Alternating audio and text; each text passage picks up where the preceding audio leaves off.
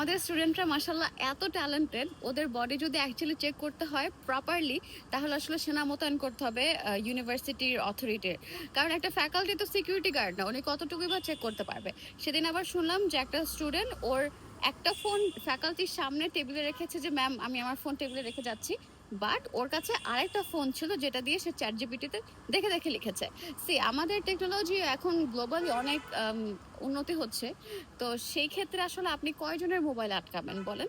এটা তো আসলে খুব ফিজিবল না। হ্যাঁ, এর থেকে ভালো যে যদি আমরা শিক্ষা ব্যবস্থাটা চেঞ্জ করতে পারি, স্পেশালি ইউনিভার্সিটিরা যদি ইন্ডিভিজুয়ালি তাদের এক্সাম নেওয়ার ওয়েটা চেঞ্জ করে, যদি খুব বেশি হচ্ছে বেসিক বা পার্সোনাল এক্সপিরিয়েন্স রিলেটেড কিছু দেয়, সেটা কিন্তু আসলে চ্যাট জিপিটিকে প্রম্পট দিতে দিতেই এক্সাম শেষ হয়ে যাওয়ার মতো অবস্থা হয়ে যাবে।